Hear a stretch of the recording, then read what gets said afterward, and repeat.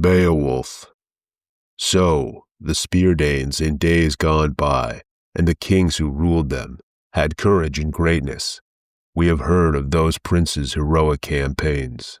There was Shield Sheathson, scourge of many tribes, a wrecker of mead benches, rampaging among foes. This terror of the hall troops had come far. A foundling to start with, he would flourish later on, as his powers waxed and his worth was proved. In the end, each clan on the outlying coasts, beyond the Whale Road, had to yield to him and begin to pay tribute. That was one good king. Afterwards, a boy-child was born to Shield. A cub in the yard, a comfort sent by God to that nation. He knew what they had told, the long times and troubles they'd come through without a leader. So the Lord of Life, the glorious Almighty, made this man renowned. Shield had fathered a famous son. Beow's name was known through the north, and a young prince must be prudent like that, giving freely while his father lives, so that afterwards, in age when fighting starts, steadfast companions will stand by him and hold the line. Behavior that's admired is the path to power among people everywhere.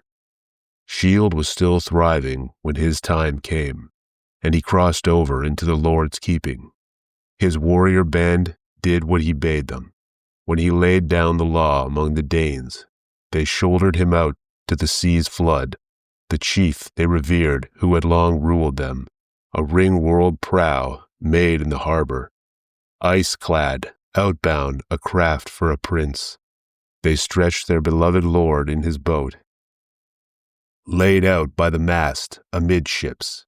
The great ring-giver, far-fetched treasures were piled upon him, and precious gear. I never heard before of a ship so well furbished with battle tackle, bladed weapons, and coats of mail. The massed treasure was loaded on top of him. It would travel far out, into the ocean's sway. They decked his body no less bountifully, with offerings than those first ones did, who cast him away when he was a child, and launched him alone out over the waves. And they set a gold standard up, high above his head, and let him drift, to wind and tide, bewailing him, and mourning their loss. No man can tell, no wise man in hall or weathered veteran knows for certain who salvaged that load. Then it fell to Beow to keep the forts. He was well regarded and ruled the Danes for a long time after his father took leave of this life on earth. And then his heir, the great Halfdane, held sway, for as long as he lived, their elder and warlord. He was 4 times a father, this fighter prince. One by one they entered the world, Hrothgar, Hrothgar, and good Helga, and a daughter, I have heard, who was Onella's queen, a balm in bed to the battle-scarred Swede.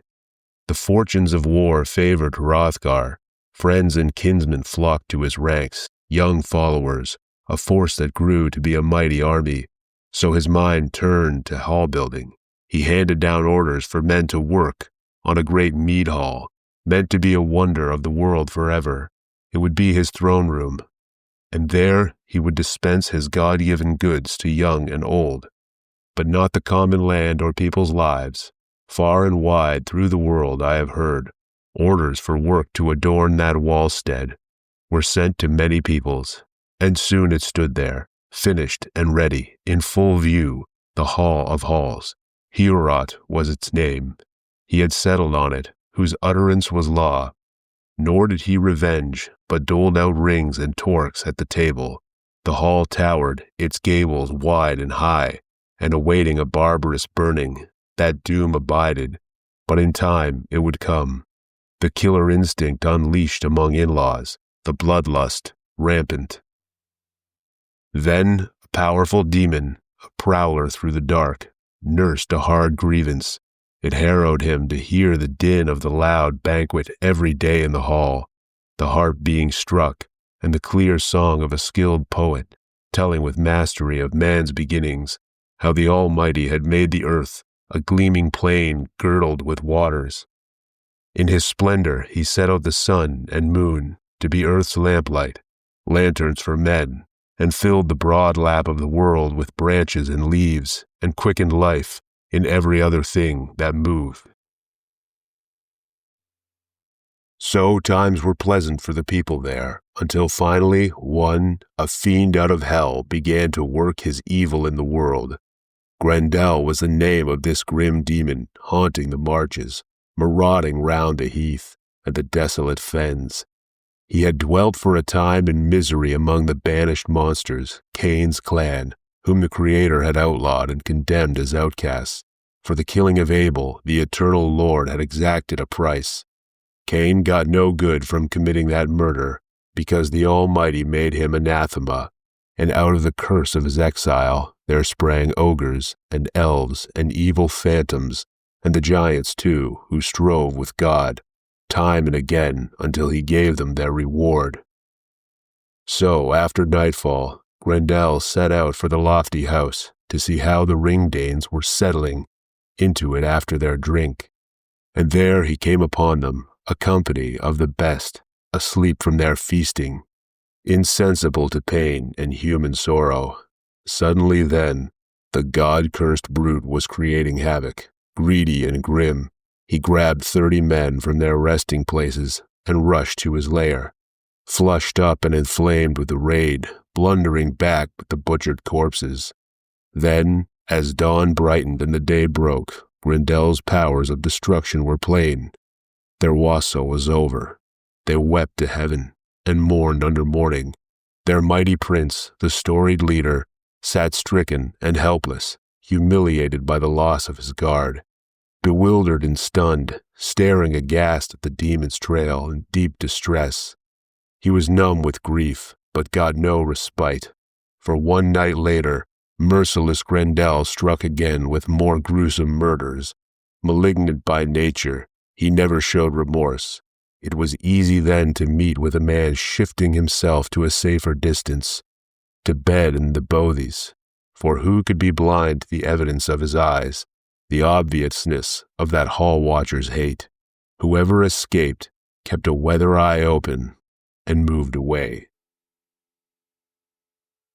So Grendel ruled in defiance of right, one against all, until the great house in the world stood empty, a deserted wallstead. For 12 winters, seasons of woe, the Lord of the Shielding suffered under his load of sorrow, and so, before long, the news was known over the whole world. Sad lays were sung about the beset king, the vicious raids and ravages of Grendel, his long and unrelenting feud, nothing but war, how he would never parley or make peace with any Dane, nor stop his death-dealing, nor pay the death price. No counselor could ever expect fair reparation from those rabid hands. All were endangered, young and old, were hunted down by that dark death shadow who lurked and swooped in the long nights. On the misty moors, nobody knows where these reavers from hell roam on their errands. So Grendel waged his lonely war, inflicting constant cruelties on the people, atrocious hurt. He took over Heorot, haunted the glittering hall after dark, but the throne itself, the treasure seat, he was kept from approaching. He was the Lord's outcast. These were hard times, heartbreaking for the Prince of the Shieldings. Powerful counselors, the highest in the land, would lend advice, plotting how best the bold defenders might resist and beat off sudden attacks. Sometimes at pagan shrines they vowed offerings to idols, swore oaths that the killer of souls might come to their aid and save the people. That was their way, their heathenish hope. Deep in their hearts they remembered hell, the almighty judge of good deeds and bad. The Lord God, head of the heavens and high king of the world, was unknown to them. Oh, cursed is he who in the time of trouble has to thrust his soul in the fire's embrace, forfeiting help. He has nowhere to turn, but blessed is he who after death can approach the Lord and find friendship in the Father's embrace. So that troubled time continued, woe that never stopped, steady affliction for the half-Dane's son. Too hard an ordeal, there was panic after dark. People endured raids in the night, riven by the terror. When he heard about Grendel, Hygelac Thane was on home ground, over in Geatland. There was no one else like him alive. In his day, he was the mightiest man on earth, highborn and powerful. He ordered a boat that would ply the waves. He announced his plan, to sail the Swan's Road and search out that king, the famous prince who needed defenders. Nobody tried to keep him from going. No elder denied him, dear as he was to them. Instead, they inspected omens and spurred his ambition to go, whilst he moved about, like the leader he was, enlisting men, the best he could find. With 14 others, the warrior boarded the boat as captain, a canny pilot, along coast and currents.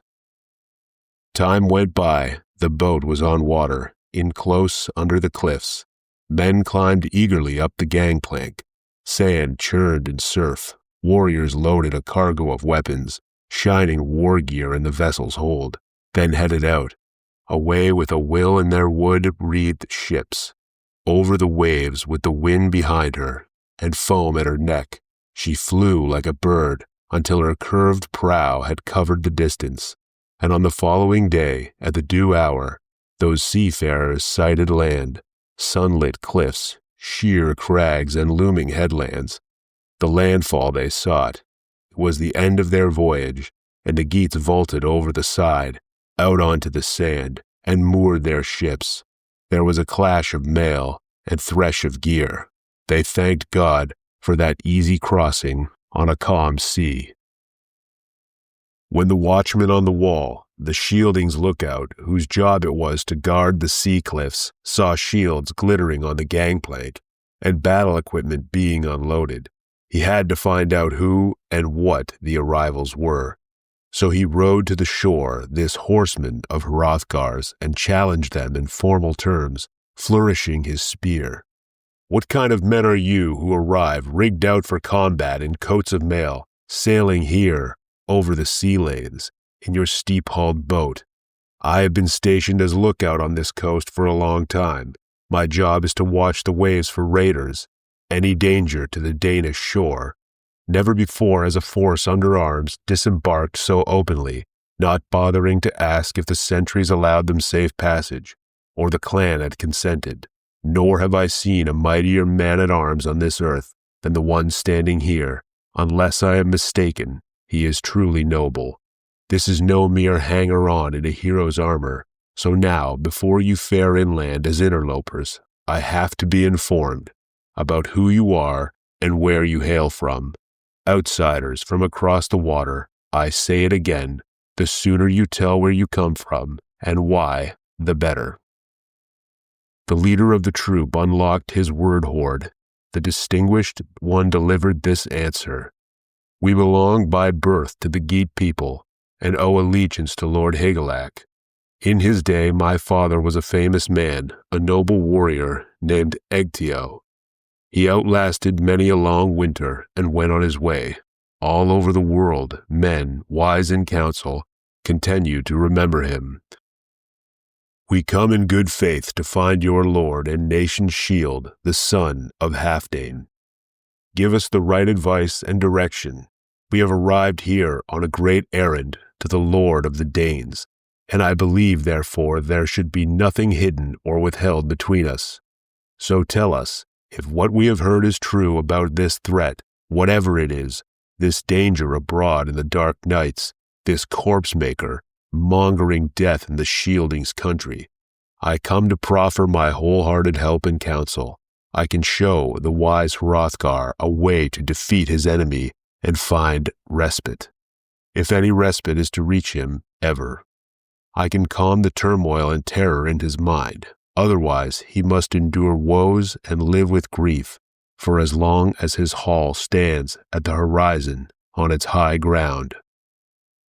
Undaunted, sitting astride his horse, the Coast Guard answered, "Anyone with gumption and a sharp mind will take the measure of two things, what's said and what's done. I believe what you have told me, that you are a troop loyal to our king, so come ahead with your arms and your gear, and I will guide you. What's more, I'll order my own comrades, on their word of honor, to watch your boat, down there on the strand. Keep her safe, in her fresh tar, until the time comes for her curved prow to preen on the waves, and bear this hero back to Geatland. May one so valiant and venturesome come unharmed through the clash of battle." So they went on their way. The ship rode the water, broad-beamed, bound by its hawser and anchored fast. Boar shapes flashed above their cheek guards, the brightly forged work of goldsmiths watching over them, stern-faced men. They marched in step, hurrying on till the timbered hall rose before them, radiant with gold. Nobody on earth knew of another building like it. Majesty lodged there. Its light shone over many lands, so their gallant escort guided them to that dazzling stronghold and indicated the shortest way to it. Then the noble warrior wheeled on his horse and spoke these words: "It is time for me to go. May the Almighty Father keep you and his kindness watch over your exploits. I'm away to the sea, back on alert against enemy raiders." It was a paved track, a path that kept them in marching order. Their mail shirts glinted, hard and hand-linked. The high-gloss iron of their armor rang, so they duly arrived in their grim war-graith and gear at the hall, and, weary from the sea, stacked wide shields of the toughest hardwood against the wall, then collapsed on the benches. Battle dress and weapons clashed. They collected their spears in a seafarer's stook, a stand of grayish, tapering ash, and the troops themselves were as good as their weapons. Then a proud warrior questioned the men concerning their origins. "Where do you come from, carrying these decorated shields and shirts of mail, these cheek-hinged helmets and javelins?" "I am Hrothgar's herald and officer. I have never seen so impressive or large an assembly of strangers. Stoutness of heart, bravery, not banishment, must have brought you here to Hrothgar." The man whose name was known for courage, the Geat leader, resolute in his helmet, answered in return, "We are retainers from Higelac band. Beowulf is my name. If your lord and master, the most renowned son of Halfdane, will hear me out, and graciously allow me to greet him in person, I am ready and willing to report my errand." Wulfgar replied, a Wendel chief renowned as a warrior, well known for his wisdom and the temper of his mind, "I will take this message in accordance with your wish to our noble king, our dear lord, friend of the Danes, the giver of rings. I will go and ask him about your coming here, then hurry back with whatever reply it pleases him to give." With that, he turned to where Hrothgar sat, an old man among retainers. The valiant follower stood foursquare in front of his king. He knew the courtesies. Wulfgar addressed his dear lord. "People from Geatland have put ashore. They have sailed far over the wide sea. They call the chief in charge of their band by the name of Beowulf. They beg, my lord, an audience with you, exchange of words and formal greeting. Most gracious Hrothgar, do not refuse them, but grant them a reply. From their arms and appointment, they appear well born and worthy of respect, especially the one who has led them this far. He is formidable indeed." Hrothgar, protector of the Shieldings, replied, "I used to know him when he was a young boy.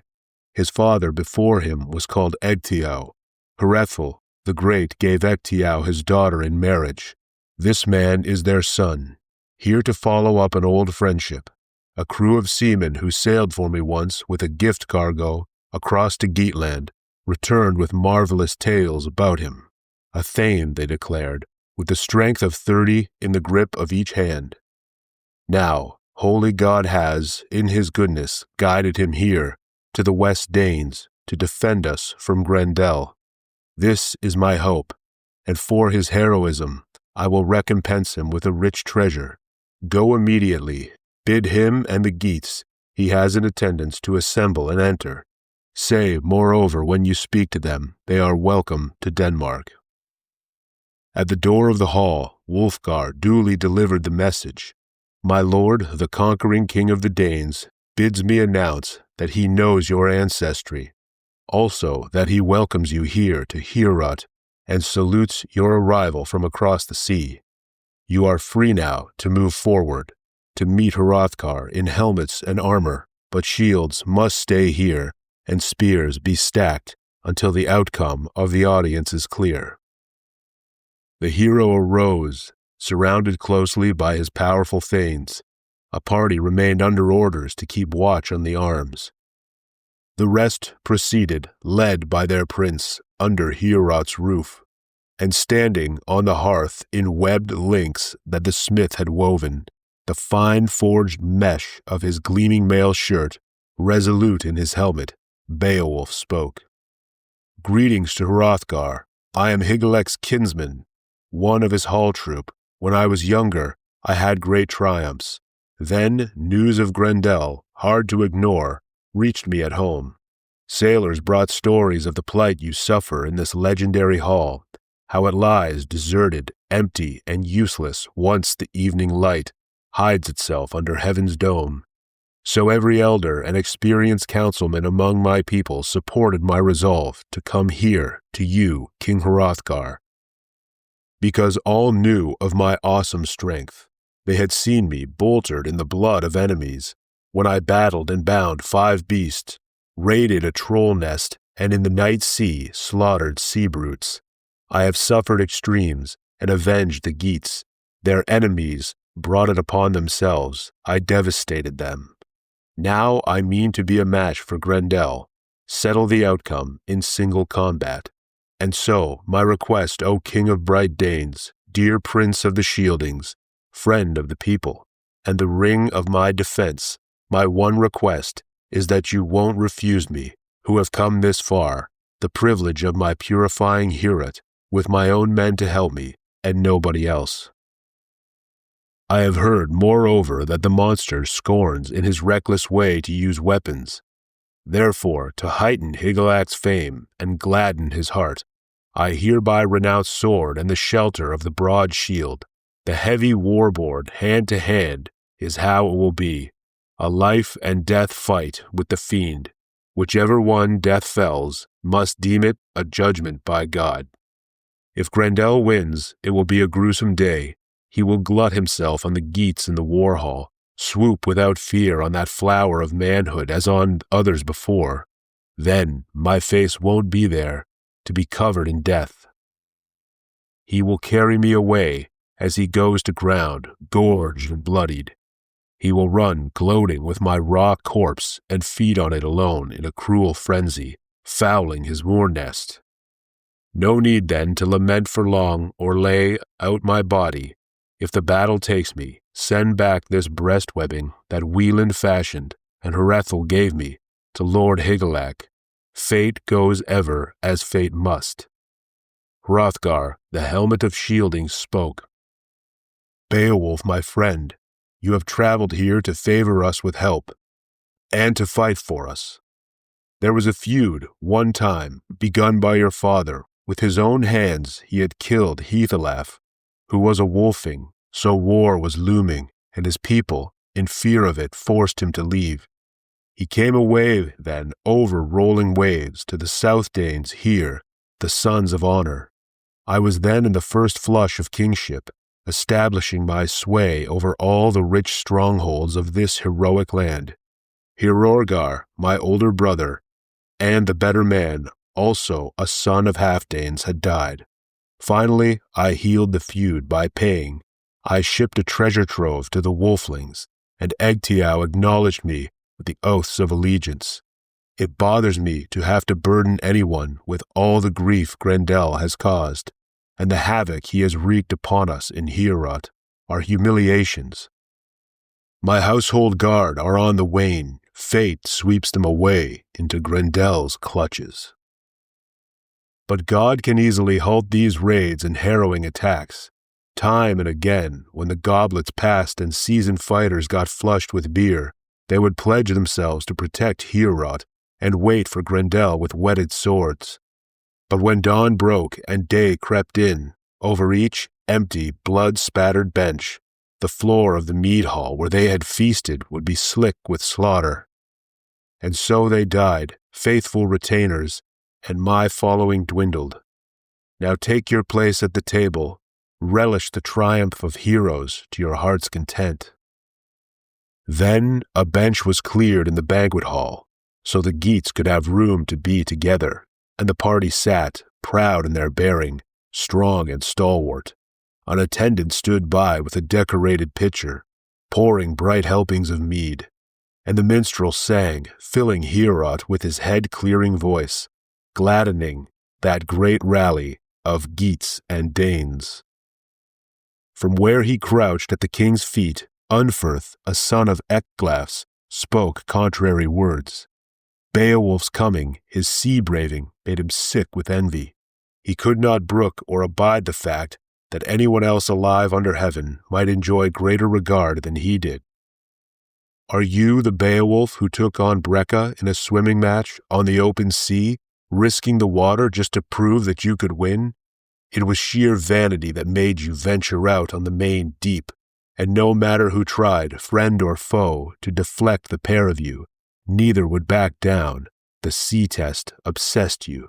You waded in, embracing water, taking its measure, mastering currents, riding on the swell. The ocean swayed, winter went wild in the waves, but you vied for 7 nights, and then he outswam you. Came ashore the stronger contender. He was cast up safe and sound one morning among the Hethorians. Then made his way to where he belonged, in Bronding country, home again, sure of his ground in strong room and bawn. So Breca made good his boast upon you, and was proved right. No matter, therefore, how you may have fared in every bout and battle until now, this time you'll be worsted. No one has ever outlasted an entire night against Grendel. Beowulf, Ecgtheow's son, replied, Well, friend Unferth, you have had your say about Breca and me, but it was mostly beer that was doing the talking. The truth is this. When the going was heavy in those high waves, I was the strongest swimmer of all. We'd been children together, and we grew up daring ourselves to outdo each other, boasting and urging each other to risk our lives on the sea. And so it turned out, each of us swam holding a sword, a naked, hard-proof blade for protection against the whale beasts. But Breca could never move out further or faster from me than I could manage to move from him. Shoulder to shoulder we struggled on for 5 nights, until the long flow and pitch of the waves, the perishing cold, night falling and winds from the north drove us apart. The deep boiled up, and its wallowing sent the sea brutes wild. My armor helped me to hold out.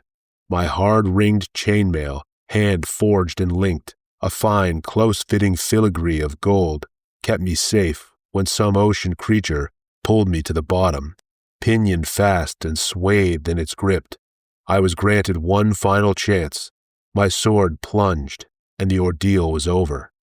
Through my own hands, the fury of battle had finished off the sea beast. Time and again, foul things attacked me, lurking and stalking, but I lashed out, gave as good as I got with my sword. My flesh was not for feasting on. There would be no monsters gnawing and gloating over their banquet at the bottom of the sea.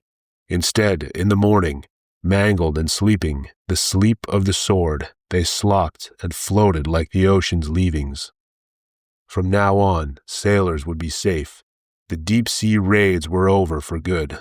Light came from the east, bright guarantee of God, and the waves went quiet. I could see headlands and buffeted cliffs. Often, for undaunted courage, fate spares the man it has not already marked. However it occurred, my sword had killed 9 sea monsters. Such night dangers and hard ordeals I have never heard of, nor of a man more desolate in surging waves, but worn out as I was, I survived, came through with my life, the ocean lifted and laid me ashore, I landed safe on the coast of Finland. Now I cannot recall any fight you entered, Unferth, that bears comparison.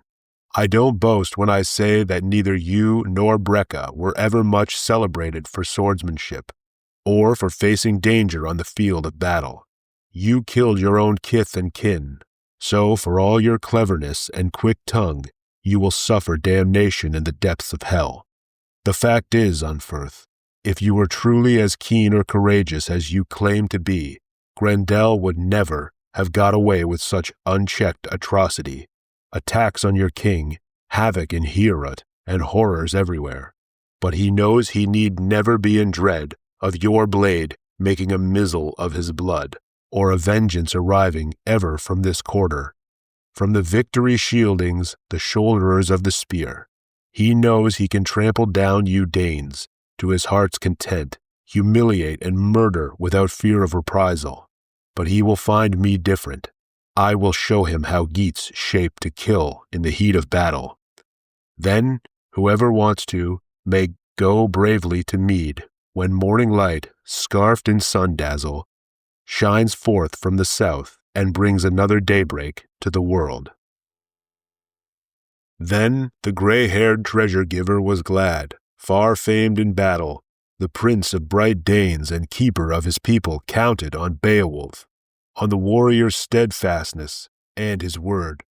So the laughter started, the din got louder, and the crowd was happy. Wealhtheow came in, Hrothgar's queen. Observing the courtesies, adorned in her gold, she graciously saluted the men in the hall, then handed the cup first to Hrothgar, their homeland's guardian, urging him to drink deep and enjoy it, because he was dear to them, and he drank it down like the warlord he was, with festive cheer. So the helming woman went on her rounds, queenly and dignified, decked out in rings, offering the goblet to all ranks, treating the household and the assembled troop until it was Beowulf's turn to take it from her hand. With measured words she welcomed the Geat, and thanked God for granting her wish, that a deliverer she could believe in would arrive to ease their afflictions. He accepted the cup, a daunting man, dangerous in action, and eager for it always. He addressed Wealhtheow. Beowulf, son of Ecgtheow, said, I had a fixed purpose when I put to sea, as I sat in the boat with my band of men. I meant to perform to the uttermost what your people wanted, or perish in the attempt, in the fiend's clutches, and I shall fulfill that purpose, prove myself with a proud deed, or meet my death here in the mead hall. This formal boast by Beowulf the Geat pleased the lady well, and she went to sit by Hrothgar, regal and arrayed with her gold. Then it was like the old times, in the echoing hall, proud talk and the people happy, loud and excited, until soon enough Halfdane's heir had to be away to the night's rest. He realized that the demon was going to descend on the hall, that he had plotted all day from dawnlight until darkness gathered again over the world, and stealthy night shapes came stealing forth under the cloud murk. The company stood as the two leaders took leave of each other. Hrothgar wished Beowulf health and good luck, named him hall warden, and announced as follows: Never since my hand could hold a shield have I entrusted or given control of the Danes' hall to anyone but you. Ward and guard it, for it is the greatest of houses. Be on your mettle now, keep in your mind fame, beware of the enemy. There's nothing you wish for that won't be yours if you win through alive. Hrothgar departed. Then, with his houseguard, the lord of the Shieldings, their shelter in war, left the mead hall to lie with Wealhtheow, his queen and bedmate. The King of Glory, as people learned, had posted a lookout, who was a match for Grendel, a guard against monsters, special protection to the Danish prince, and the Geat placed complete trust in his strength of limb and the Lord's favor. He began to remove his iron breastmail, took off the helmet, and handed his attendant the patterned sword, a smith's masterpiece, ordering him to keep the equipment guarded. And before he bedded down, Beowulf, that prince of goodness, proudly asserted, "When it comes to fighting, I count myself as dangerous any day as Grendel. So it won't be a cutting edge I'll wield to mow him down easily as I might. He has no idea of the arts of war, of shield or sword play, although he does possess a wild strength. No weapons, therefore, for either this night, unarmed, he shall face me, if face me he dares, and may the divine Lord, in his wisdom, grant the glory of victory to whichever side he sees fit." Then down the brave man lay with his bolster under his head and his whole company of sea rovers at rest beside him. None of them expected he would ever see his homeland again or get back to his native place and the people who reared him.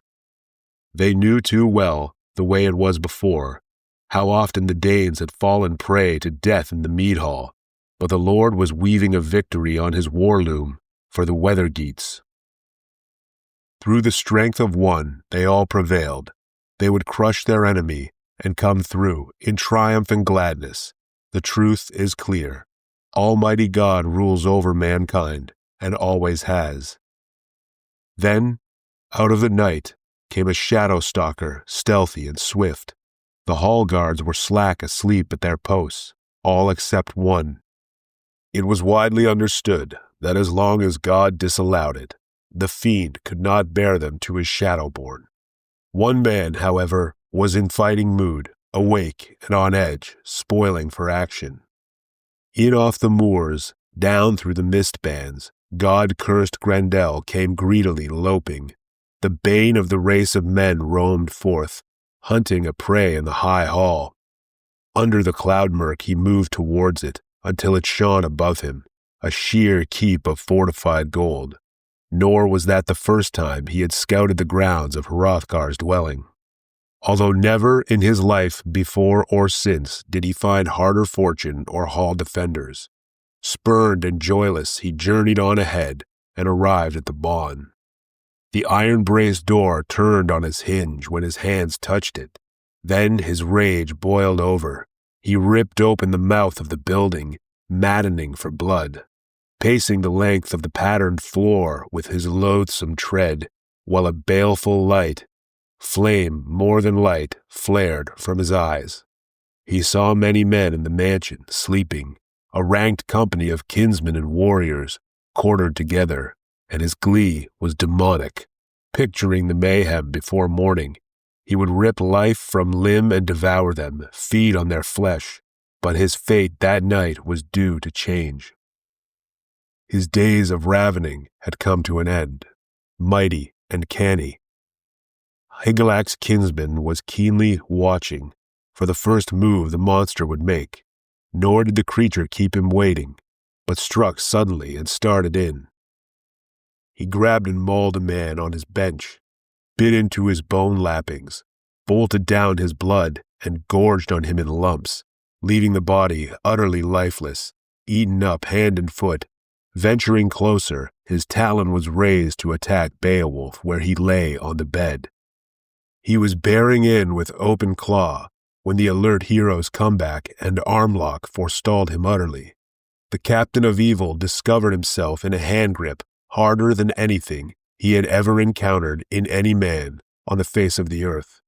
Every bone in his body quailed and recoiled, but he could not escape. He was desperate to flee to his den and hide with the devil's litter, for in all his days he had never been clamped or cornered like this. Then Hygelac's trusty retainer recalled his bedtime speech, sprang to his feet, and got a firm hold. Fingers were bursting, the monster backtracking, the man overpowering. The dread of the land was desperate to escape, to take a roundabout road and flee to his lair in the fens. The latching power in his fingers weakened. It was the worst trip the terrormonger had taken to Heorot. And now the timbers trembled and sang, a hall session that harrowed every Dane inside the stockade. Stumbling in fury, the two contenders crashed through the building. The hall clattered and hammered, but somehow survived the onslaught, and he kept standing.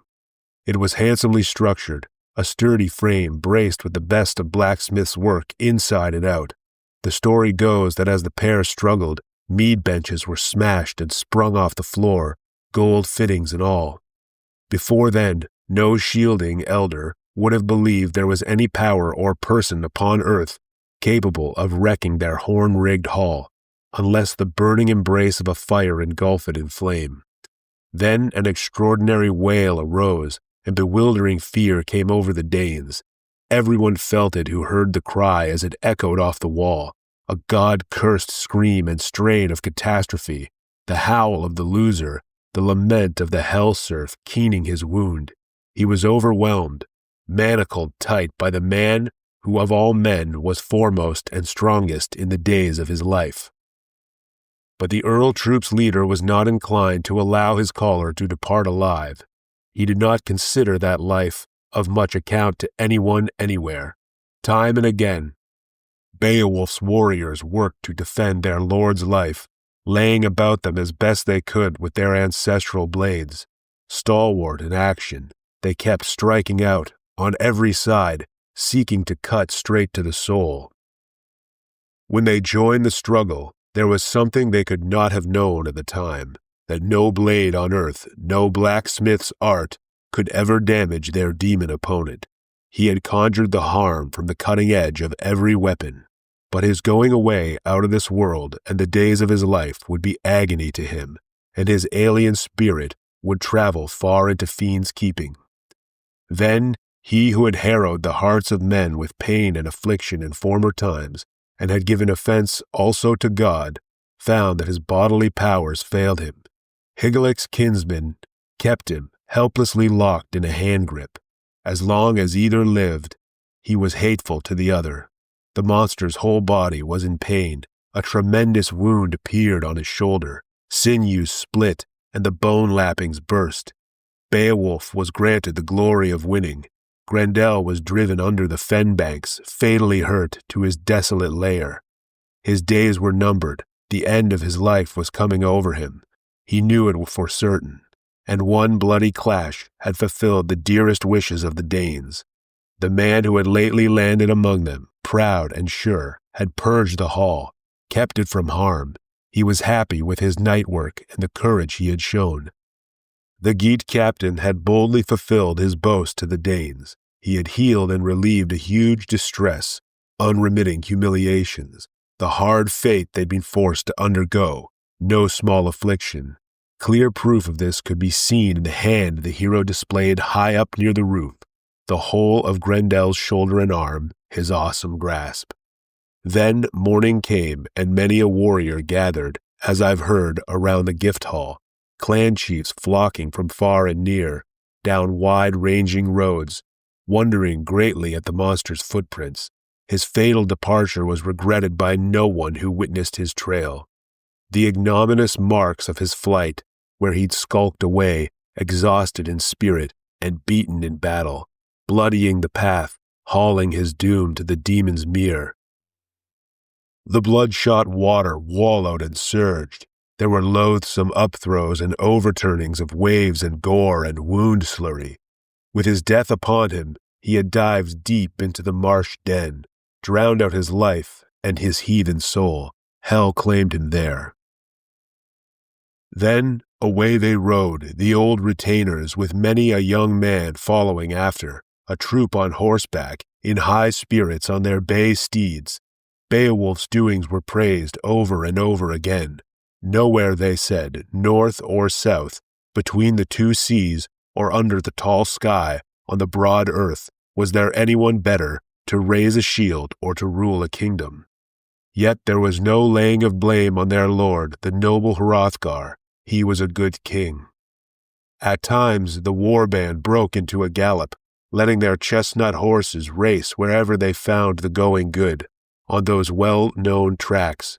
Meanwhile, a thane of the king's house, a carrier of tales, a traditional singer, deeply schooled in the lore of the past, linked a new theme to a strict meter.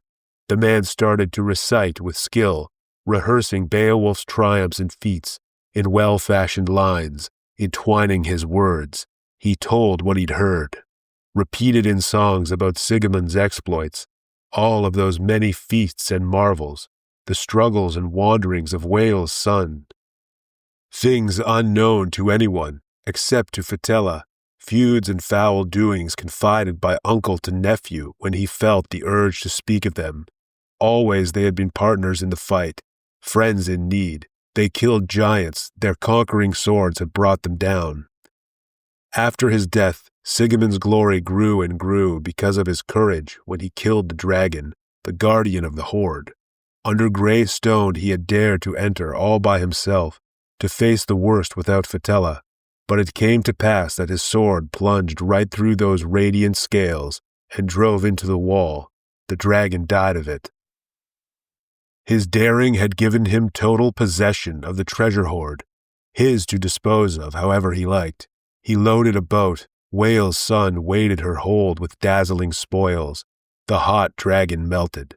Siegmund's name was known everywhere. He was utterly valiant and venturesome, a fence around his fighters, and flourished, therefore, after King Heremod's prowess declined, and his campaign slowed down. The king was betrayed, ambushed in Jutland, overpowered and done away with. The waves of his grief had beaten him down, made him a burden, a source of anxiety to his own nobles. That expedition was often condemned in those earlier times by experienced men who relied on his lordship for redress, who presumed that the part of a prince was to thrive on his father's throne and defend the nation, the shielding land where they had lived and belonged, its holdings and strongholds. Such was Beowulf in the affection of his friends and of everyone alive. But evil entered into Heremod. Meanwhile, the Danes kept racing their mounts down sandy lanes. The light of day broke and kept brightening. Bands of retainers galloped in excitement to the gabled hall to see the marvel and the king himself. Guardian of the ring hoard, goodness in person, walked in majesty from the women's quarters with a numerous train, attended by his queen and her crowd of maidens across the mead hall. When Hrothgar arrived at the hall, he spoke, standing on the steps under the steep eaves, gazing at the roofwork and Grendel's talon. First and foremost, let the Almighty Father be thanked for this sight. I suffered a long harrowing by Grendel, but the heavenly shepherd can work his wonders always and everywhere. Not long since, it seemed I would never be granted the slightest solace or relief from any of my burdens. The best of houses glittered and reeked and ran with blood. This one worry outweighed all others, a constant distress to counselors entrusted with defending the people's fort from assault by monsters and demons. But now a man with the Lord's assistance has accomplished something none of us could manage before now, for all our efforts. Whoever she was who brought forth this flower of manhood, if she is still alive, that woman can say that in her labor the Lord of Ages bestowed a grace on her. So now, Beowulf, I adopt you in my heart as a dear son. Nourish and maintain this new connection, you, noblest of men. There'll be nothing you'll want for, no worldly goods that won't be yours. I have often honored smaller achievements, recognized warriors not nearly as worthy, lavished rewards on the less deserving. But you have made yourself immortal by your glorious action. May the God of Ages continue to keep and requite you well. Beowulf, son of Ecgtheow, spoke. We have gone through with a glorious endeavor and been much favored in this fight. We dared against the unknown. Nevertheless, if you could have seen the monster himself, where he lay beaten, I would have been better pleased. My plan was to pounce, pin him down in a tight grip, and grapple him to death. Have him panting for life, powerless and clasped in my bare hands, his body in thrall. But I couldn't stop him from slipping my hold. The Lord allowed it. My lock on him wasn't strong enough. He struggled fiercely, and broke and ran, yet he bought his freedom at a high price, for he left his hand and arm and shoulder to show he had been here, a cold comfort for having come among us. And now, he won't be long for this world. He has done his worst, but the wound will end him. He is hasped and hooped and hurpling with pain, limping and looped in it. Like a man outlawed for wickedness, he must await the mighty judgment of God in majesty.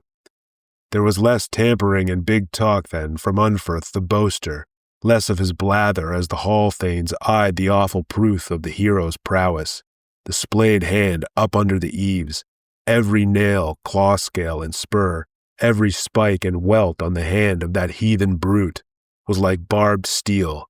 Everybody said there was no honed iron hard enough to pierce him through, no time-proof blade that could cut his brutal, blood-caked claw. Then the order was given for all hands to help refurbish Heorot immediately, men and women thronging the wine hall, getting it ready. Gold thread shone in the wall hangings, woven scenes that attracted and held the eye's attention, but iron-braced as the inside of it had been, that bright room lay in ruins now. The very doors had been dragged from their hinges. Only the roof remained unscathed by the time the guilt-fouled fiend turned tail in despair of his life. But death is not easily escaped from by anyone. All of us with souls, earth-dwellers and children of men, must make our way to a destination already ordained, where the body, after the banqueting, sleeps on its deathbed. Then the due time arrived for Halfdane's son to proceed to the hall. The king himself would sit down to feast. No group ever gathered in greater numbers or better order around their ring-giver. The benches filled with famous men who fell to with relish. Round upon round of mead was passed. Those powerful kinsmen, Hrothgar, Hrothulf, were in high spirits in the raftered hall. Inside Heorot there was nothing but friendship. The shielding nation was not yet familiar with feud and betrayal. Then Halfdane's son presented Beowulf with a gold standard as a victory gift, an embroidered banner, also breastmail and a helmet, and a sword carried high that was both precious object and token of honor.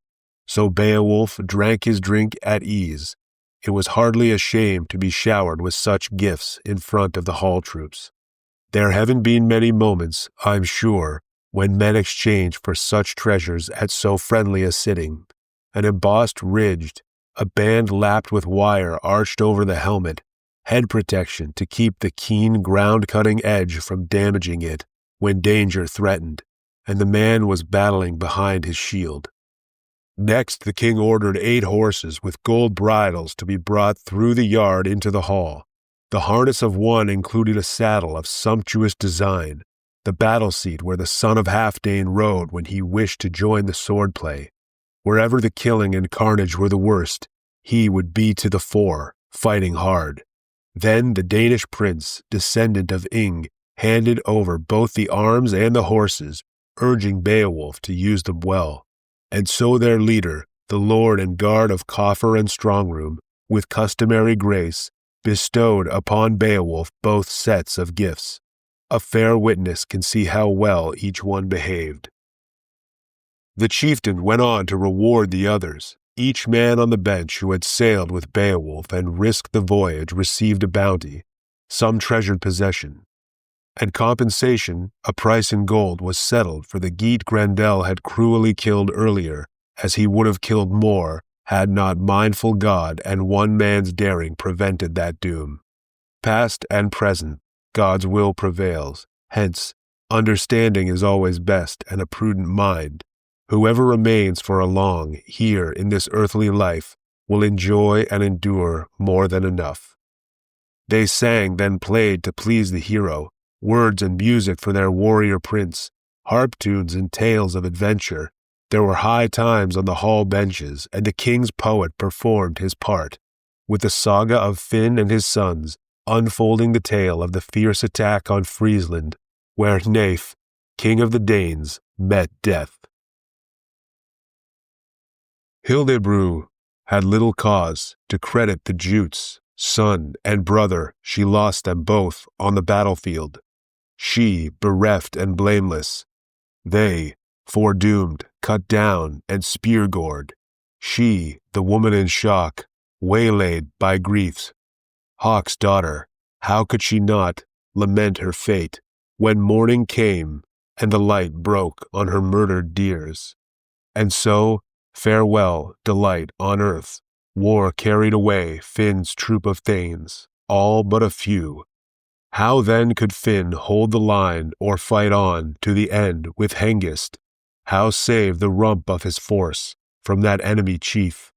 So a truce was offered, as follows. First, separate quarters to be cleared for the Danes, hall and throne to be shared with the Frisians. Then, second, every day at the dole-out of gifts, Finn, son of Folkwald, should honor the Danes, bestow with an even hand to Hengist and Hengist's men the wrought gold rings, bounty to match, the measure he gave his own Frisians to keep morale in the beer hall high. Both sides then sealed their agreement with oaths to Hengist. Finn swore, openly, solemnly, that the battle survivors would be guaranteed honor and status. No infringement by word or deed, no provocation would be permitted. Their own ring-giver, after all, was dead and gone. They were leaderless, in a forced alliance to his murderer. So if any Frisian stirred up bad blood with insinuations or taunts about this, the blade of the sword would arbitrate it. A funeral pyre was then prepared. Effulgent gold brought out from the hoard. The pride and prince of the shieldings lay, awaiting the flame. Everywhere they were blood-plastered coats of mail. The pyre was heaped with boar-shaped helmets forged in gold, with the gashed corpses of well-born Danes. Many had fallen. Then Hildebur ordered her own son's body be burnt with naifs, the flesh on his bones to sputter and blaze beside his uncle's. The woman wailed and sang keens. The warrior went up. Carcass flames swirled and fumed. They stood round the burial mound and howled as heads melted. Crusted gashes spattered and ran, bloody matter. The glutton element flamed and consumed the death of both sides. Their great days were gone. Warriors scattered to homes and forts all over Friesland. Fewer now, feeling loss of friends. Hengist stayed, lived out that whole resentful, blood-sullen winter with Finn, homesick and helpless. No ring-whirled prow could up then and away on the sea. Wind and water raged with storms. Wave and shingle were shackled in ice until another year appeared in the yard. As it does to this day, the seasons constant, the wonder of light coming over us. Then winter was gone. Earth's lap grew lovely. Longing woke in the cooped-up exile for a voyage home, but more for vengeance, some way of bringing things to a head. His sword arm hankered to greet the Jutes, so he did not balk once Hunefling, placed on his lap, dazzle the duel, the best sword of all, whose edges Jutes knew only too well. Thus blood was spilled, the gallant Finn slain in his home, after Gutholf and Oslaf, back from their voyage, made old accusation, the brutal ambush, the fate they had suffered, all blamed on Finn. The wildness in them had to brim over. The hall ran red with blood of enemies. Finn was cut down, the queen brought away, and everything the shieldings could find inside Finn's walls. The Frisians' king, gold collars and gemstones swept off the ship. Over sea lanes then, back to Daneland, the warrior troop bore that lady home. The poem was over. The poet had performed. A pleasant murmur started on the benches. Stewards did the rounds with wine in splendid jugs, and Wealhtheow came to sit in her gold crown between two good men, uncle and nephew, each one of whom still trusted the other, and the forthright Unferth, admired by all for his mind and courage, although under a cloud for killing his brothers, reclined near the king. The queen spoke. "Enjoy this drink, my most generous lord. Raise up your goblet, entertain the Geats, duly and gently discourse with them, be open-handed, happy and fond, relish their company, but recollect as well all of the boons that have been bestowed on you. The bright court of Heorot has been cleansed, and now, The word is that you want to adopt this warrior as a son. So, while you may, bask in your fortune, and then bequeath kingdom and nation to your kith and kin before your decease. I am certain of Hrothulf. He is noble and will use the young ones well. He will not let you down. Should you die before him, he will treat our children truly and fairly.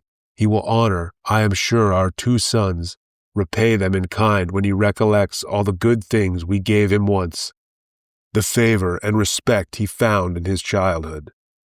She turned then to the bench where her boys sat, Hrethric, Hrothmund, with other noble sons, all the youth together, and that good man, Beowulf the Geat, sat between the brothers. The cup was carried to him, kind words spoken in welcome, and a wealth of wrought gold graciously bestowed, 2 arm bangles, a mail shirt and rings, and the most resplendent torque of gold I ever heard tell of anywhere on earth or under heaven. There was no hoard like it since Hama snatched the Brosing's neck chain and bore it away, with its gems and settings to his shining fort, away from Eromenric's wiles and hatred, and thereby ensured his eternal reward. Hygelac the Geat, grandson of Swerting, wore this neck ring on his last raid. At bay under his banner, he defended the booty treasure he had won. Fate swept him away because of his proud need to provoke a feud with the Frisians. He fell beneath his shield, in the same gem-crusted, kingly gear he had worn when he crossed the frothing wave-vat. So the dead king fell into Frankish hands. They took his breastmail, also his neck-torque, and punier warriors plundered the slain when the carnage ended. Great corpses covered the field. Applause filled the hall. Then Wealhtheow pronounced in the presence of the company, "Take delight in this torque, dear Beowulf, wear it for luck, and wear also this mail from our people's armory, that you may prosper in them. Be acclaimed for strength, for kindly guidance to those 2 boys, and your bounty will be sure. You have won renown. You are known to all men, far and near, now and forever. Your sway is wide as the wind's home, as the sea around cliffs. And so, my prince, I wish you a lifetime of luck and blessings to enjoy this treasure. Treat my sons with tender care, be strong and kind. Here each comrade is true to the other, loyal to Lord, loving in spirit. The thanes have one purpose, the people are ready. Having drunk and pledged, the ranks do as I bid." She moved then to her place. Men were drinking wine at that rare feast. How could they know fate, the grim shape of things to come, the threat looming over many thanes, as night approached and King Hrothgar prepared to retire to his quarters? Retainers in great numbers were posted on guard, as so often in the past. Benches were pushed back, bedding gear and bolsters spread across the floor, and one man lay down to his rest, already marked for death. At their heads they placed their polished timber battle shields, and on the bench above them, each man's kit was kept to hand, a towering war helmet, webbed mail shirt, and great shafted spear. It was their habit, always and everywhere, to be ready for action, at home or in the camp, in whatever case, and at whatever time the need arose, to rally around their lord. They were a right people.